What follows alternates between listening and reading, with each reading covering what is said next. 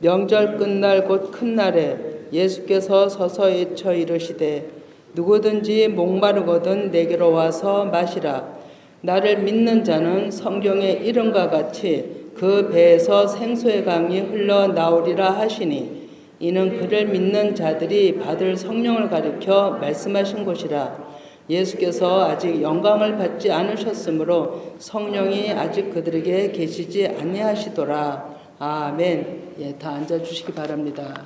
여러분께서 기도해 주시고 또 사랑해 주셔서 지난 주일 힘든 마음이 있었지만 또 금세 하나님께서 평안과 감사와 또 우리를 안식을 주셔서 또 깨닫지 못했던 말씀의 지경으로 또 이끌어 주시는 시간이었다라고 보는 겁니다. 그래서 오늘 이 본문 말씀을 가지고 3주를 연속으로 할 수 있는 말씀을 준비를 했는데 오늘은 서론이라면 37장, 그러니까 7장의 37절 말씀을 주로 함이고 다음 주일에는 38절 아주 본질적인 것을 얘기를 하는데 참 제 자신도 하나님께서 이것은 산만해 갖고는 이게 열리지 않는 말씀이겠구나라는 생각을 했습니다. 그리고 이제 세 번째 돌아오는 주간에는 이제 마무리를 하는 말씀으로 이 오늘 본문 말씀을 가지고 3주에 걸쳐서 이렇게 하도록 하겠습니다.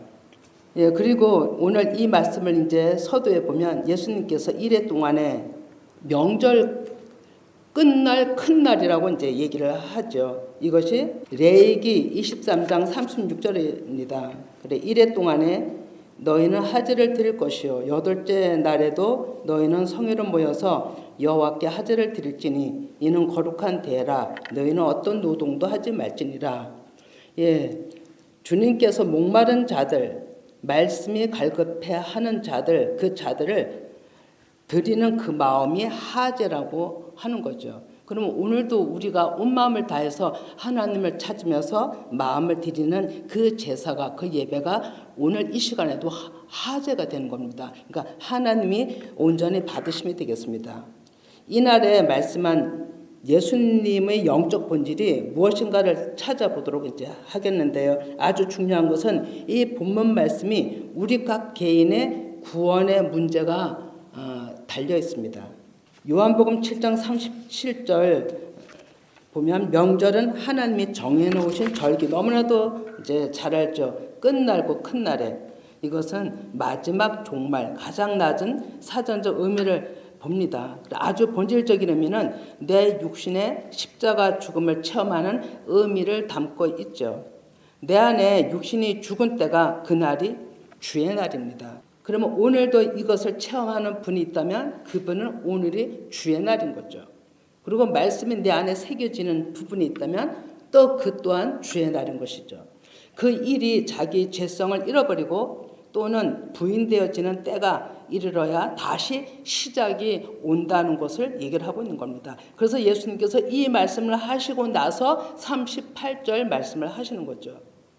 막연한 것 같아 슬픈 것 같지만 나는 언제나 깨닫지? 나는 어떻게 왜 음성을 못 듣지? 하지만 슬픔이 변하여 희락이 되리라고 믿습니다. 이러한 과정을 반드시 우리는 거쳐야 하는 거죠.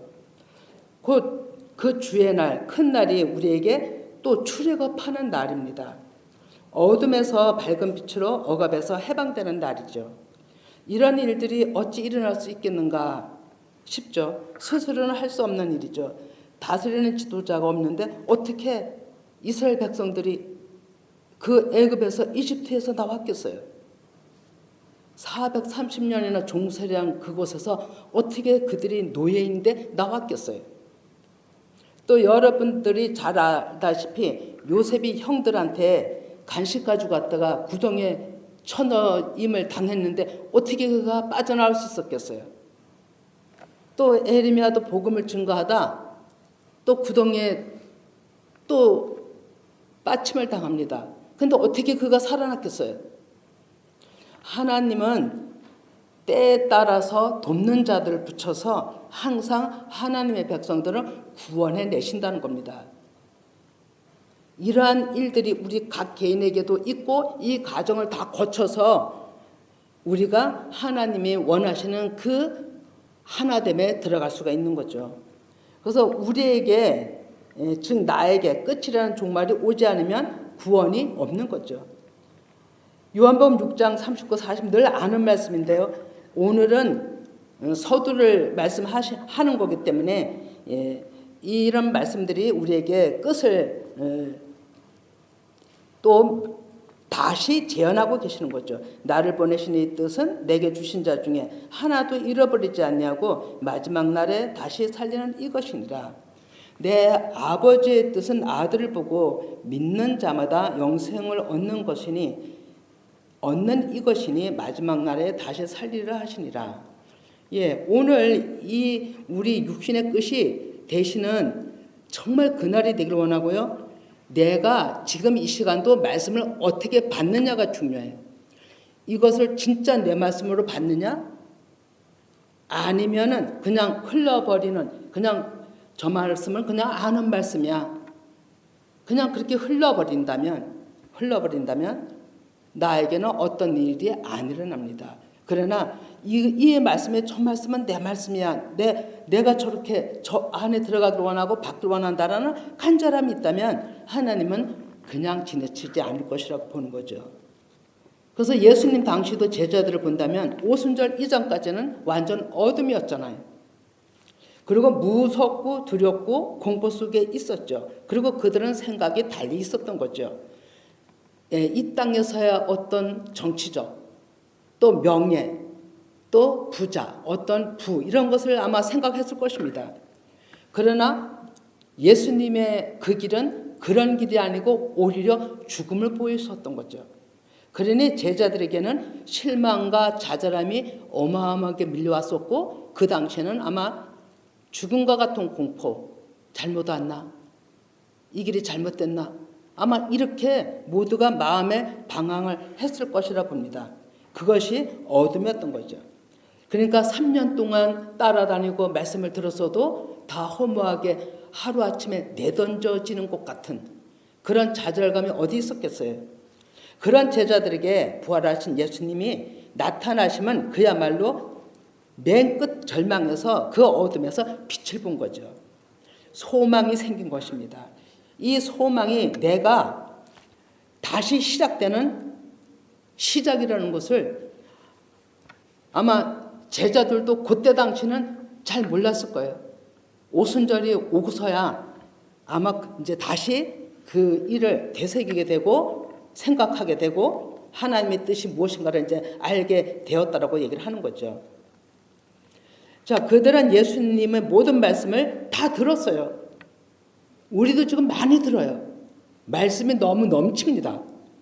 그러나 내가 어떻게 행동하느냐죠. 이때 당시 제자들은 예수님이 부활하신 죽고 난 다음에 부활하셔서 40일 동안 가르치셨다 그랬죠. 그때는 아마 이 제자들이 온전하게 그 말씀을 받았을 것 같아요.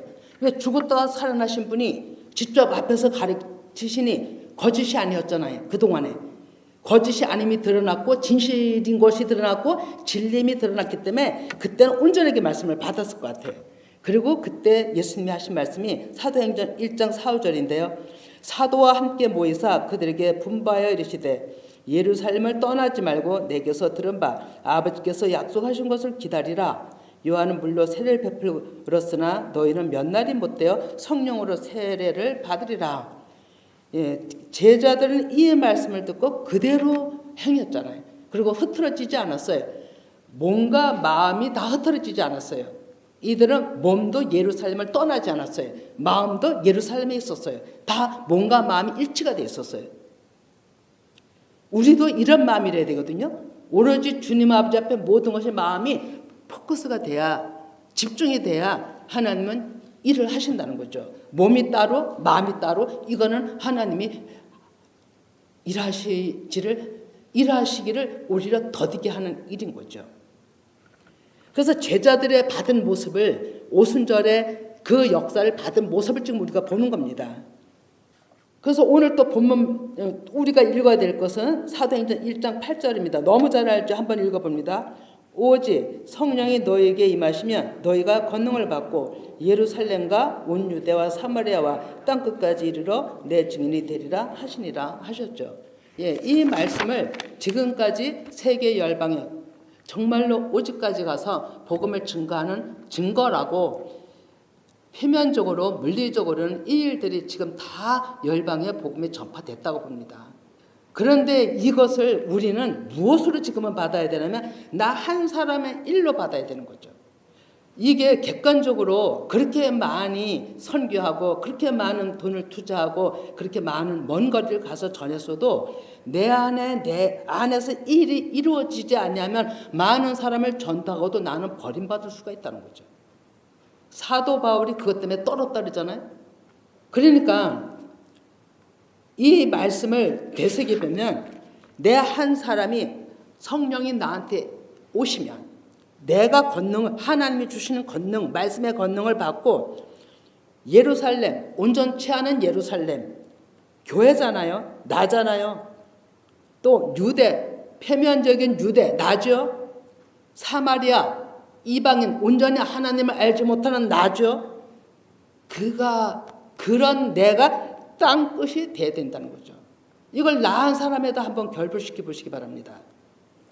모든 것은 나와 결부를 시켜야 은혜가 되는 거지, 객관적으로 폭넓게 열방을 향해서 이 말씀을 다 받아들인다면 나와는 아무런 상관없이 나한테는 어떤 일이 안 일어난다는 것이죠. 자, 가장 우리가 목적이 뭔데? 내가 구원받는 거잖아요. 그죠? 내가 하나님 만나는 거고 내 안에서 모든 것이 일어나야 되는 거거든요. 그런데 이것을 보편적으로 그냥 객관적으로 폭넓게 그냥 이 말씀을 그냥 듣는다고 하면 그냥 이름만 가진 교인이 될 수가 있는 거죠. 그래서 우리는 나 한 사람이 되기를 그렇게 원해야 되고 모든 말씀을 나 한 사람들 다 접목시켜 보시기 바랍니다. 그리고 이 땅끝이 죽음이잖아요. 성경에서 얘기하죠. 죽음은 영적으로 다시 사는 곳에 이렇게 결탁이 됐잖아요. 죽음과 시작. 예, 육신의 죽음을 얘기를 하는 거죠. 그리고 새로운 시작을 또 의미하죠. 새 계명의 증인들이 되라고 하시는 말씀인데, 예, 우리가 이제는 좀 열방에 이제 복음을 증거했다면 내 안에 열방, 내 안에 육신구조, 내 안에 여러 민족, 이제 이것이 하나가 돼야 되는 거죠. 이것이 내 한 사람이 돼야 되는 거고, 여기에 집중해서 세 주에 걸쳐서 이 말씀을 다 한번 이 생수가 흐르는 이 말씀을 받아본다면 하나님이 여러분들을 어떻게 일하실지 모르겠어요. 내가 듣고자 하는 자들에게 하나님은 일하실 테니까요. 그러면 이 마태복음 14장 31절에 그가 큰 나팔 소리와 함께 천사들을 보내리니 그들이 그의 택하신 자들을 하늘 이 끝에서 저 끝까지 사방에서 모으리라. 예, 이 끝 저 끝도 다 내 안에서 일어난다고 한번 봐보세요. 내 안에서 이 일도 저 일도 모두가 끝이 와야 되는 거죠. 근데 한 번에 이게 이루어지는 게 아니더라고요. 한 번에 여러 번을 걸쳐서, 단계를 걸쳐서 분명히 하나님은 법대로 단계가 있어요. 이렇게 일을 하신다는 것을 계속 또 체험을 하게 되니까 또 말씀드릴 수가 있네요.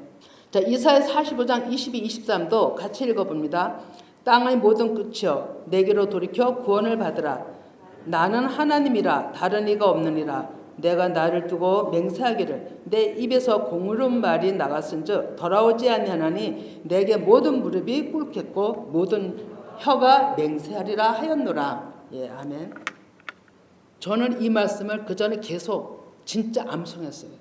하나님이 제게 주신 약속, 이거는 하나님이 제게 주신 약속인 줄 알았는데 보니까 교회에 이루실 하나님의 일이시더라고요. 그래서 23절을 상당히 많이 암송하고 마음에다 둔 말씀이거든요. 내가 나를 두고 맹세하기를, 하나님이 하시는 말씀이잖아요. 내 입에서 공의로운 말이 나갔은즉 돌아오지 아니하나니 내게 모든 무릎이 꿇겠고 모든 혀가 맹세하리라. 하나님의 의를 따라서 그 길에 오로지 마음을 들이면 내가 지금 공고함을 받았을지라도, 어려움을 당했을지라도, 무시를 당했을지라도 하나님은 반드시 하나님 말씀 앞에 무릎 앞에 모든 백성들이 무릎 꿇게 하고 모든 듣는 자들이 모든 관계된 자들이 무릎 꿇게 하고 그 혀가 하나님 앞에 하나님의 백성이라고 자백하리라는 이런 생각. 왜 이런 생각을 했냐면 제가 많은 어려움을 당하니까 제가 많이 핍박받고 어려움 당하고 또 무시당하고 이런 일들 때문에 아마 저는 이 말씀을 하나님이 뜻을 이루시라고 하나님 영광 나타내 주시라고 아마 마음에 새겼던 것 같아요. 지금 생각하면. 그러나 내가 끝까지 죽지 아니한 육신은 복음이 나와는 상관이 없게 된다는 걸 우리 너무나도 이제 마음에 깊이 새게 되는 거죠.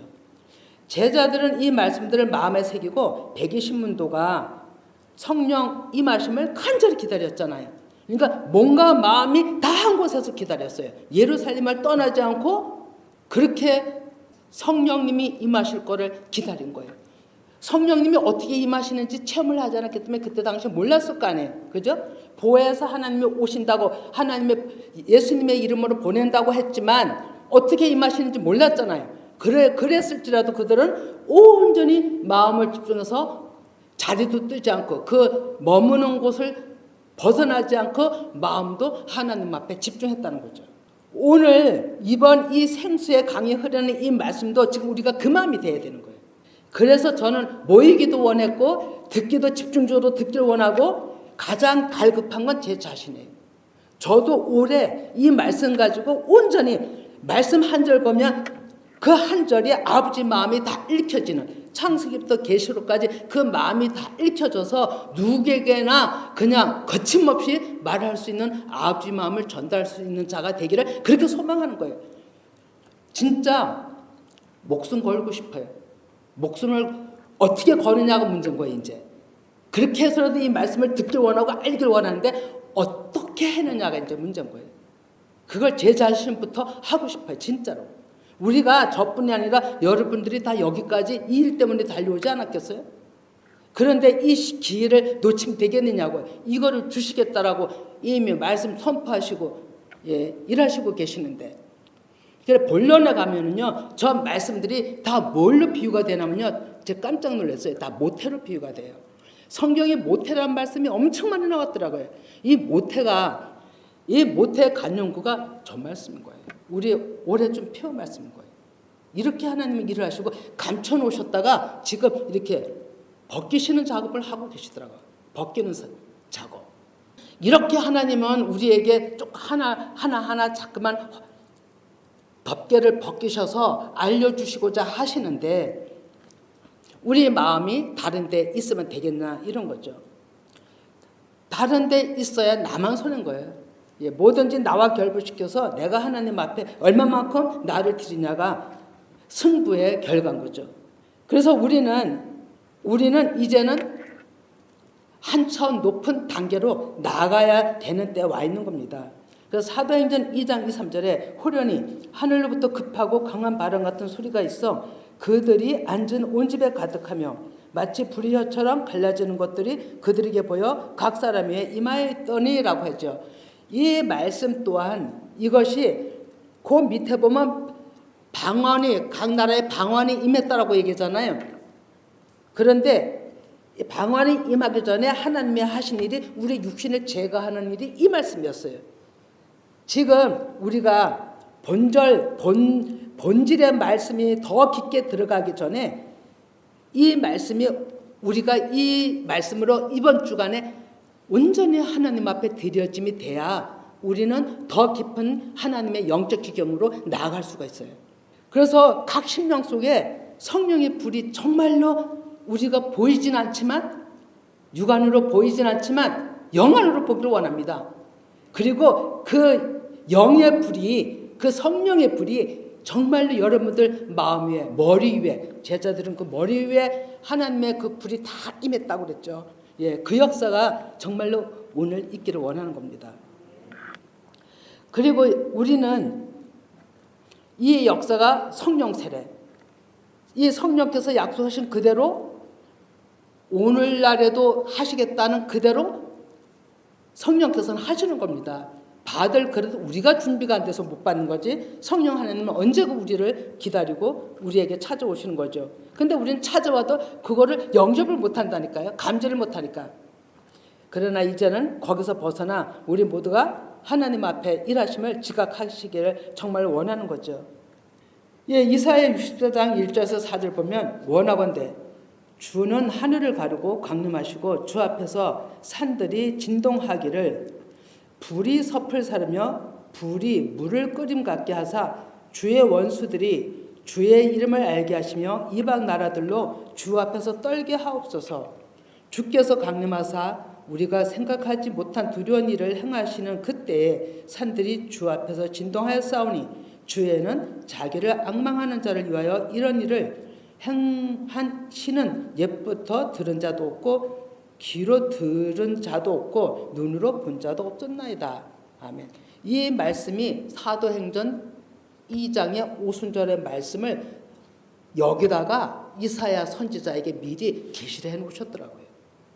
이 역사가 오순절 역사예요. 이 역사가 예수님이 오신 이 예언을 받은 한 700년 후에 일어난 일인 거죠. 하나님은 반드시 말씀을 하시고 미리 말씀하시고 행하신다는 것을 성취하신다는 것을 여전히 지금도 행하고 있습니다. 이 말씀의 본문의 패턴을 본다면 분명 이 시대에도 이와 같은 일이 있는데 이 시대에 이와 같은 일이 저는 지금 때라고 보는 겁니다. 그러니 얼마나 우리가 마음을 곤두세우고 심각하게 나를 정결함으로 드려야 되겠는가. 우리는 나를 살펴봐야 되는 거죠. 그래서 에스겔 36장 25에서 27절을 같이 읽어봅니다. 시작. 맑은 물을 너희에게 뿌려서 너희로 정결하게 하되 곧 너희 모든 더러운 것에서와 모든 우상 숭배에서 너희를 정결케 할 것이며 또 새 영을 너희 속에 두고 새 마음을 너희에게 주되 너희 육신에서 굳은 마음을 제거하고 부드러운 마음을 줄 것이며 또 내 영을 너희 속에 두어 너희로 내 율례를 행하게 하리니 너희가 내 규례를 지켜 행할지리라. 예, 먼저 더러움이 씻겨져야 한다는 겁니다. 그러니 성령 세례가 와야 되는 거예요. 그래야 우리가 그 배 모태에서 그 악의 집에서 생명을 잉태할 수 있어요. 참 제가 두렵고 떨리는 게 무엇이냐면요. 38절 말씀을 살피다 보니까 너무 진짜 감사한 거예요. 이렇게 하나님의 말씀을 풀으시는구나. 이렇게 감춰놓으셨구나. 막 제가 흥분이 됐었어요. 근데 그걸 가지고 오늘 말씀을 전하려고 하니까 완전히 말씀이 정리가 안 돼갖고 내가 오늘 아침 새벽에 그거를 봐도 이해가 안 되는 거예요. 내가 정리가 안 되고 나는 이걸 알겠는데 무슨 뜻인지 알겠어서 썼는데 나눌 수가 없는 거예요. 오늘 아침에 보니까 그래요. 어제도 그저께도 이번 주간에는 그 38절 말씀을 가지고 내 준비해서 거기에 마음이 온전히 가 있었음에도 불구하고 그렇게 된 거예요. 그래서 하나님 앞에 다 내려놓고 또 기도한 거예요. 하나님, 어찌 된 일입니까? 그랬더니 하나님께서 순서가 있는 거예요. 오늘 이거를 먼저 이 준비한 거를 해야 되는 거예요. 성령의 불세례로 우리의 더러움이 씻어져야 되는 거예요. 그래야 그 배의 생수에 강이 흘러 터져 나오는 그 일들을 우리가 맛볼 수 있는 거예요. 그러니까 질서의 하나님의 법대로 차례대로 순서대로 하나님의 사람이 하고자 한다고 해서 그거를 할 수가 없는 것을 또 한 번 느끼게 한 거예요. 그러니 이 한마디 한마디가 얼마나 성령께서 지금 주관하시고 말씀하신다는 것을 제 자신은 너무나도 절감하는 거예요.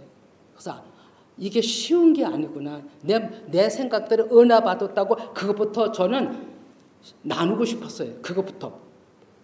본론부터 나누고 싶었던 거예요. 그런데 하나님은 그게 아닌 거예요. 그래서 하나님 앞에 마음을 다 내려놓고 다시 먼저 준비한 거를 세 편을 준비했다면 이제 이 말씀을 가지고 지금 먼저 나누는 겁니다. 예, 이 말씀의 성취가 제가 얘기한 대로 사도행전 2장 1절에서 4절로 이사야 64장의 말씀에 성취된 것처럼 또 우리가 지금 에스겔 36장 25, 27처럼 우리가 정결케 돼야 되고 정결케 돼야 된 다음에 새 마음을 주실 수 있으신 것처럼 우리가 거기에 응해서 준비가 돼야 되는 거죠. 그리고 중요한 것은 2023년 요한복음 7장 37에서 39절 주신 말씀은 이 과정을 분명히 우리들에게 거치게 해서 우리들에게 새로운 것을 주시려고 하는 확고한 하나님의 뜻이 있다는 걸 더 알게 됐어요. 말씀이 임하신다는 것은 하늘문이 열리는 거예요. 그리고 우리가 각자가 받은 사람이 하늘이 되는 거예요. 하늘들이 되는 거죠. 그러니 우리한테 더러움이 있으면 그 일이 일어나겠냐고요. 일어날 수가 없는 거예요. 마음들이 찢겨지는 마음들이 애통으로 우리가 죄인임을 자백하는 역사가 먼저 있어야 되는 거죠. 지금까지 그 일을 했지만 지금 올해 다시금 이 일의 시작이라고 한번 보시고서 여러분들이 온 마음을 다해 보셨으면 좋겠습니다. 그래서 우리는 끊임없이 낮춰야 되는 거죠. 이제는 내가 살려면 교만, 자만, 우리는 이런 것이 수시로 나옵니다. 그냥 생각 없이 나오는 거예요. 생활 속에서. 그리고 얼마나 또 남을 판단하는 자리에서 내가 말을 하는지도 모르고 행동하는 경우가 우리는 무진장 많습니다. 그러나 이제는 그런 것들이 나에게 다 거침이라는 걸 이제 알게 되는 것은 성령 세례가 와야 하는 거예요. 그냥은 잘 모르는 거죠. 요엘서 2장 12절 13절 보면 여호와의 말씀에 너희는 이제라도 금식하고 울며 애통하고 마음을 다하여 내게로 돌아오라 하셨나니 너희는 옷을 찢지 말고 마음을 찢고 너희 하나님 여호와께로 돌아올지로다. 그는 은혜로우시며 자비로우시며 노하기를 더디하시며 인애가 크시사 뜻을 돌이켜 재앙을 내리지 아니하시리니. 예, 우리에게 진노를 하시려고 했던 마음을 우리가 회개하면 하나님은 돌이키신 예를 성경에다 여러 군데 해놓으셨어요. 우리가 잘못했다고 그 잘못에 묶여있으면 우리는 영원한 그 잘못에서 벗어나질 못해요. 그러나 하나님은 그걸 원하지 않으셔요. 회개하는 자, 하나님 앞에 회개가 뭐냐면 입으로만 회개가 아니라 완전히 하나님께로 나를 돌이키는 거예요. 행함이 있어야 되는 거죠. 거기까지 갔을 때 하나님께서는 그 재앙을 거두신다고 하는 거예요. 자, 이 이사야 55장 7절에 같이 읽어봅니다. 예, 시작. 악인은 그의 길을 불의한 자는 그의 생각을 버리고 여호와께로 돌아오라. 그리하면 그가 긍휼히 여기시리라. 우리의 하나님께로 돌아오라. 그가 너그럽게 용서하시리라. 아멘. 이렇게 말씀하시잖아요. 이 한 말씀뿐이 아니에요. 여러 군데 말씀하고 계세요. 돌이키라고. 내가 용서하겠다고. 내가 진노했던 거 거두지 않겠느냐고. 예, 예레미야 15장 19절에도 여호와께서 이와 같이 말씀하시되 내가 만일 돌아오면 내가 너로 다시 이끌어 내 앞에 세울 것이며. 이거 보세요. 이거 약속이잖아요. 내가 만일 헛된 것을 버리고 귀한 것을 말한다면 너는 나의 입이 될 것이라. 아멘. 그들은 내게로 돌아오려니와 너는 그들에게로 돌아가지 말지니라. 내가 너로 이 백성 앞에 견고한 높성벽에 되게 하리니 그들이 너를 칠지라도 이기지 못할 것은 내가 너와 함께하여 너를 구하여 건짐이라. 여호와의 말씀이라고 하는 거예요. 이렇게 하나님께서 돌아오면 다시 세우신다고 하는 거예요. 다시 세우신다는 것이 다시 구원의 길로 인도하신다는 거예요. 말씀을 주신다는 거예요. 소망을 갖게 하시는 거죠. 그리고 어떤 핍박을 받을지라도 어떠한 말의 침공이 들어온다 할지라도 녹성벽을 줘서 마음에 박히지 않게 하고 상처가 되지 않게 하고 하나님이 그것을 다 막아주신다는 거예요.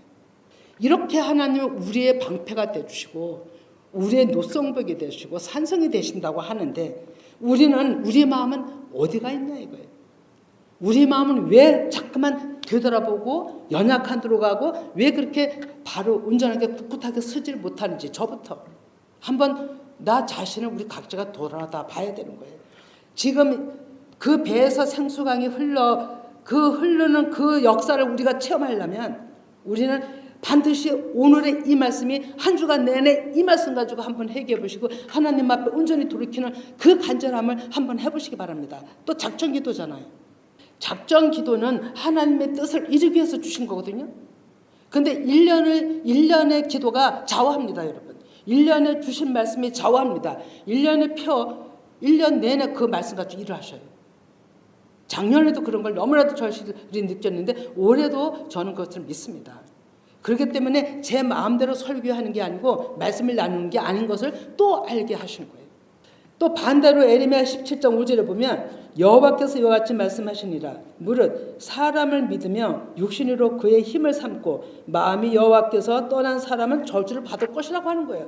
이렇게 하나님은 분명하게 이거냐 저거냐를 분명하게 말씀하는 거예요. 돌아오면 내가 세울 것이고 아니 돌아오면 저주를 받을 것이고 우리가 어디에 서야 되는 거예요. 에레미야 하나님께서는 심판이 목적이 아니라고 그러잖아요. 구원이 목적인데 하나님께서 이렇게 말하시고 그 한 사람이 돌아오지 못한다면 얼마나 속이 아프시겠냐고요. 또 그 한 사람이 하나님 앞에 돌아와서 하나님이 쓰시는 그 한 사람이 된다면 얼마나 기뻐하시겠냐고요. 하나님께서는 이렇게 말씀하셔요. 만물보다 거짓되고 심히 부패한 것은 마음이라. 누가 능히 그를 알려마는 나 여호와는 심장을 살피며 폐부를 시험하고 각각 그의 행위와 그의 행실대로 봉하나니라고 얘기하고 있어요. 가장 부패한 것이 우리의 마음이라고 그래요. 근데 하나님은 그것을 다 보시고 시험하신다 그랬어요. 모든 일 때마다 우리가 그걸 지각하지 못해서 그랬지 항상 시험 때는 우리 생활 속에 시험된 거예요.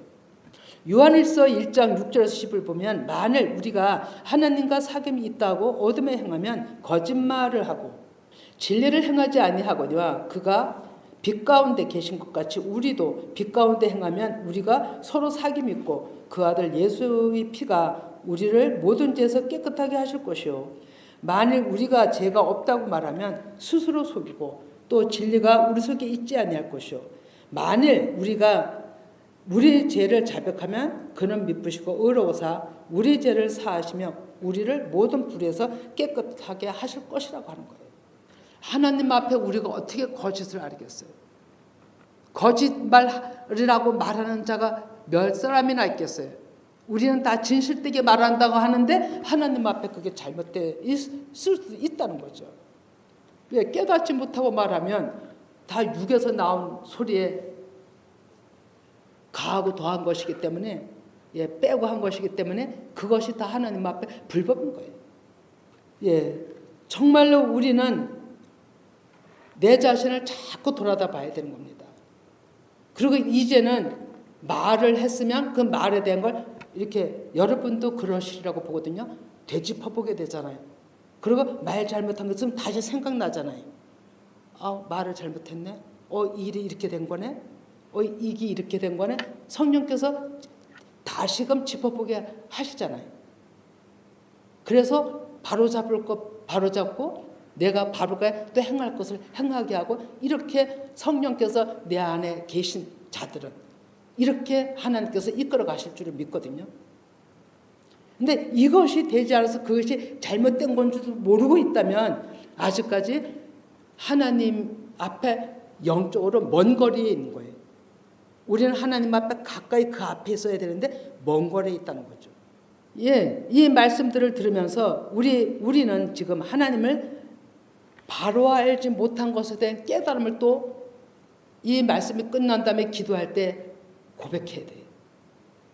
하나님을 알기를 원한다고.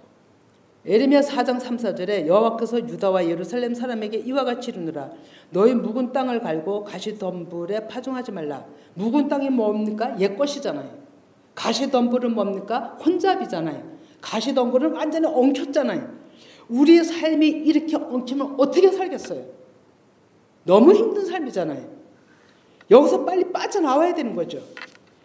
그래서 빠져나오는 방법이 유대인과 예루살렘 주민들아 너희는 스스로 할례를 행하여 너희 마음 가죽을 베고 마음을 내려놓으라는 겁니다. 나 여호와께 속하라.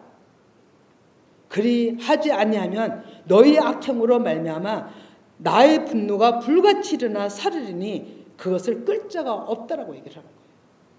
이 일이 또 오는, 이 일이 또 나한테 오는 것이 또 가장 큰 복이에요, 여러분. 내가 가신 덕분에 있고 내가 옛것에 묶여 있는데 이 일이 오지 않으면, 불같은 성령이 나한테 오지 않으면 우리는 여기서 또 헤어날 수가 없기 때문에, 그래서 성령 세례 받아야 된다고 그렇게 얘기를 하는 거예요. 우리는 다 이 가운데 있는 거예요. 이런 가운데 생활하는 거예요. 잘 나가는 것 같지만 성경에 보십시오. 평안하다, 평안하다, 그죠? 안전하다, 안전하지 하다 하지만 도적같이 하나님이 임하신다고 되어 있어요.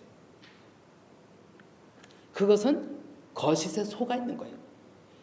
우리 거짓에 속아 있는 거 얼마나 많은지 모릅니다. 그런데 몰라요. 진리 속에 있는 줄 알아요. 예, 징계받는 게 힘든 것 같지만 우리는 징계를 받음으로 그 땅끝을 맞이해야 되는 거예요. 그래서 그 땅끝이 오늘이길 원하고 이번 주간이길 원한 거예요. 그래서 다음 주에 내가 그 배에서 잉태를 할 수가 있어요. 하나님의 말씀이 또 임했을지라도 또 강력하게 반복해서 우리에게 새롭게 잉태해서 계속 새로운 사람으로 재창조해주는 역사가 일어나야 된다는 거죠. 시편 22편 27절에 땅의 모든 끝이 여호와를 기억하고 돌아오며 모든 나라의 모든 족속이 주의 앞에 예배하리로다. 아멘. 예, 바로 이거거든요. 땅의 모든 끝이, 땅은 뭔가요? 내 마음이잖아요.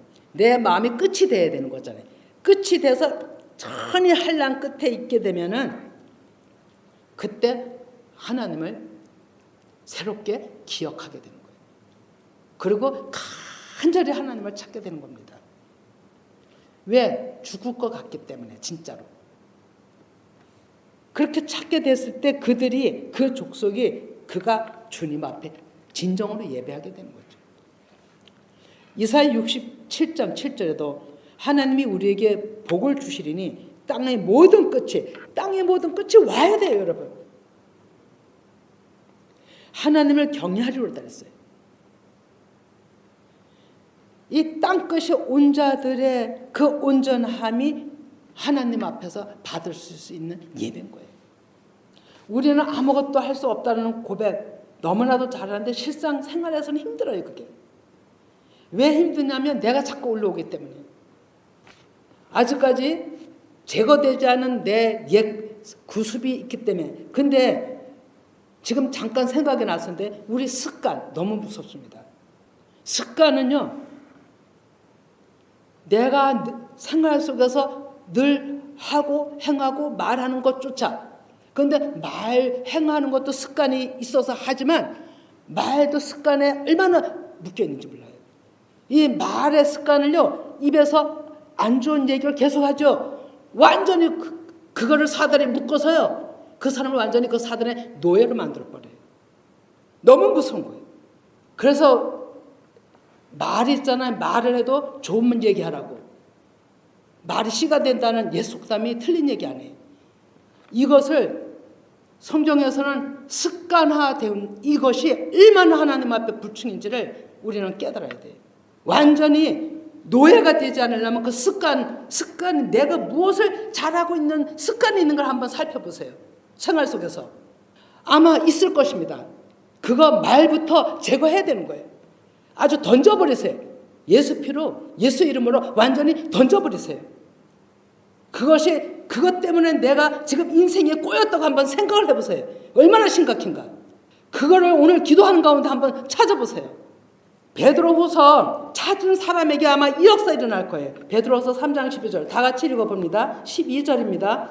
주의 하나님의 날이 임하기를 바라보고 간절히 사모하라. 그날에 하늘이 불에 타서 풀어지고 물질이 뜨거운 불에 녹아지려니와 우리는 그의 약속대로 의가 있는 곳인 새하늘과 새 땅을 바라보도다. 아멘.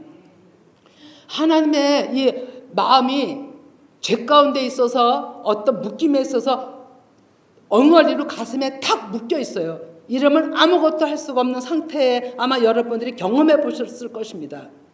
이랬을 때 하나님의 말씀이, 어떠한 말씀이 마음에 들어오면은요, 여기에 말씀대로요, 불에 녹아지는 것 같이 싹 진짜 녹아져요.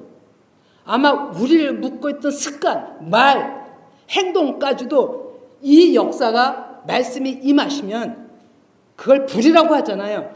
우리 마음의 더러운 습관들을 아마 제거하실 거예요.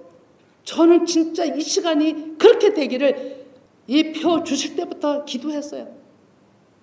근데 이거를 첫 시간에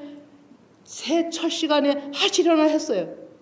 그랬더니 하나님이 제가 준비가 안 됐던 것 같아요.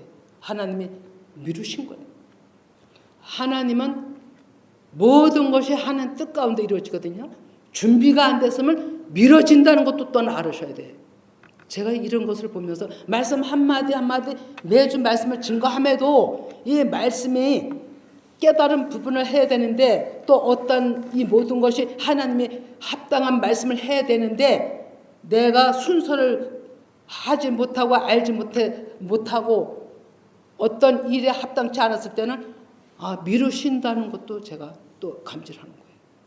또 이 그러니까 본질의 말씀 38절 말씀 가지고 오늘 하려고 그랬는데도 그 말씀 다음 주로 미뤄진 거예요. 이거는 그 먼저 12월 달에 이거는 마지막에 이건 준비한 말씀이었던 거예요. 근데 이게 먼저 가야 되는 거예요. 그러니까 하나님이 지금 하시는 일 같은 말이라도 그 배의 생수가 우리 그 흘러나오리라 이 말도 엄청 많이 들어요. 기도할 때도 권사님 임명할 때도 다 이렇게 기도했어요. 이 말씀 가지고. 그런데 이 말씀이 임할 때가 있어요.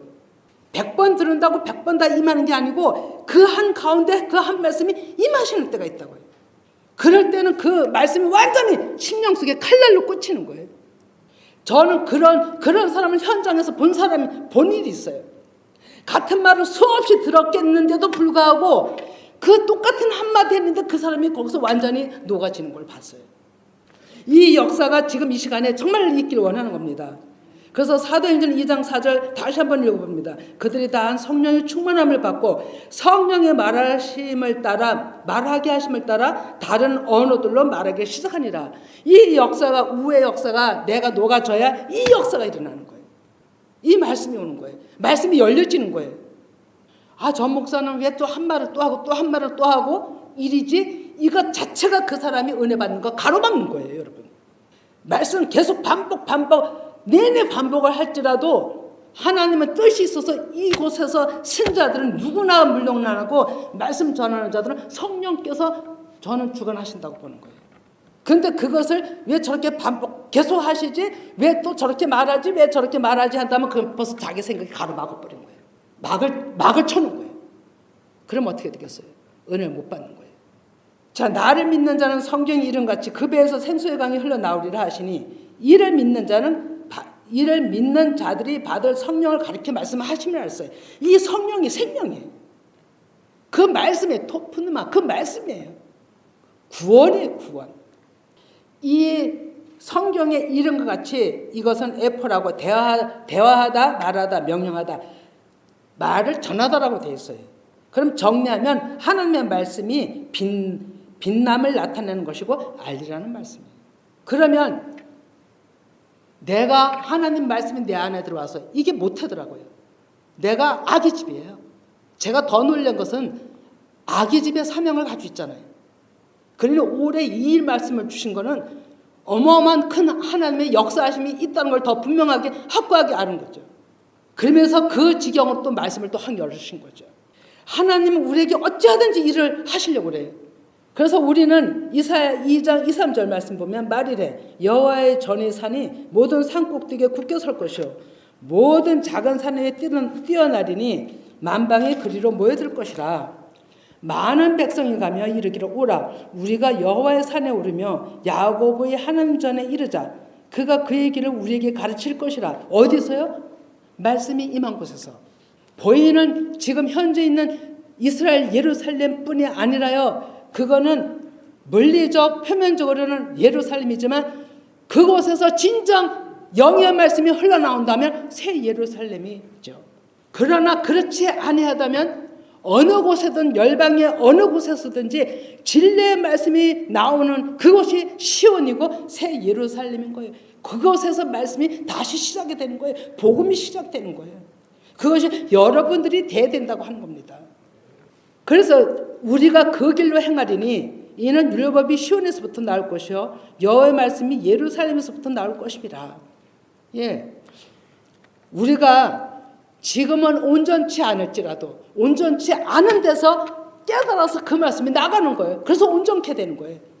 온전한 데서 온전함이 나오면 그는 완전한 하나님 나라를 이룬 자겠지만 우리는 아직까지는 온전치 않은 자한 데서 온전함으로 자꾸 나아가는 것을 지금 계속 서로 나누고 찾아가는 거예요. 자, 이제는 우리가 말일의 끝날에 이 말씀을 다시 한번 마음에다 새기고 이 시간에 우리가 찬송 부르면서 찬송 하나 부르고 우리가 집중해서 나의 끝이 되게 해주시고 나의 습관, 한번 습관을 찾아보세요. 내가 말하는 잘하는 습관이 무엇인가, 행동이 무엇인가, 이렇게 해서 지금 이 시간에 다 내려놓으시고 불의 말씀으로 그것이 다 녹아지는 역사가 지금 이 시간 있기를 간절히 정말 축원드립니다.